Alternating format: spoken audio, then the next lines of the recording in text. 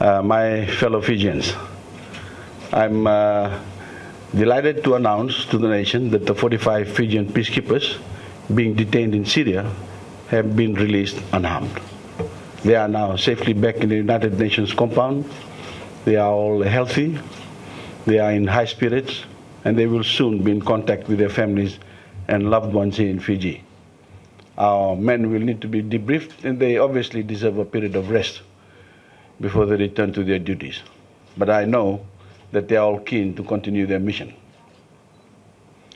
I know all Fijians join me in feeling a great sense of relief and joy, as well as a deep appreciation for all those who had a hand in securing the safe release, including the skilled group of UN negotiators and our superb team in New York and Suva, who worked constantly behind the scenes to produce this outcome. As a nation, we thank you.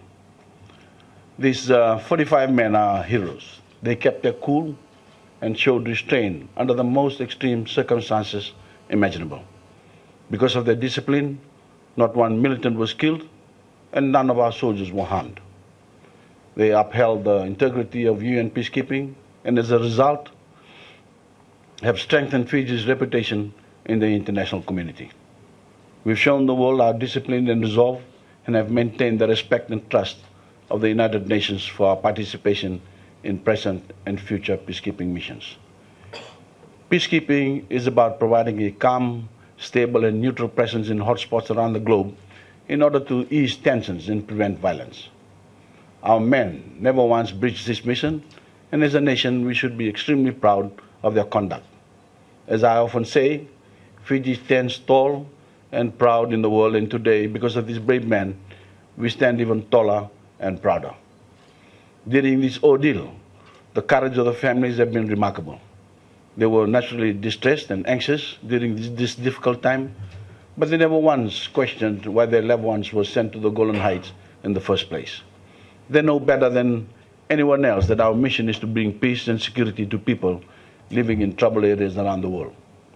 It is a noble mission, which we will continue to perform whenever we are called on by the United Nations to serve. For the families, as for all Fijians, it is a matter of great pride that our peacekeepers are able to make such a significant contribution to the well-being of others who are less fortunate than us, who are vulnerable, living in places that have been torn apart by division and violence. I would like to thank all those who kept these men in their thoughts and prayers.